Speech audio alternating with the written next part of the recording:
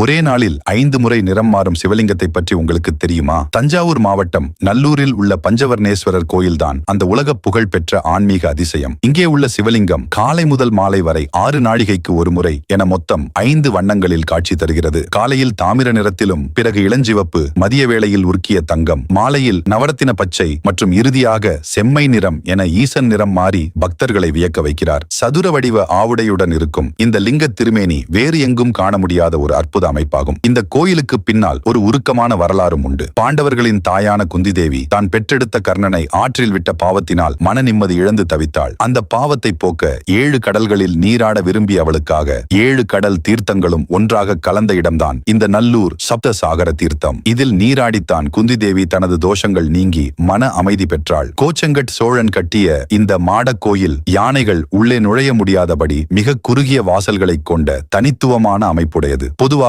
பெருமாள் கோயில்களில் மட்டுமே காணப்படும் சடாரி ஆசி வழங்கும் முறை இந்த சிவன் கோயிலில் இன்றும் கடைபிடிக்கப்படுவது ஒரு மிகப்பெரிய ஆன்மீக ரகசியமாகும். உங்கள் தீராத பாவங்கள் நீங்கி மன நிம்மதி கிடைக்க இந்த அதிசய கோயிலுக்கு ஒரு முறை சென்று வாருங்கள். உங்களுக்கு சிவபெருமான் பிடிக்கும் என்றால் ஓம் நமச்சிவாய் என்று கமெண்ட் செய்து நமது சேனலை ஒரு சப்ஸ்கிரைப் செய்து கொள்ளுங்கள்.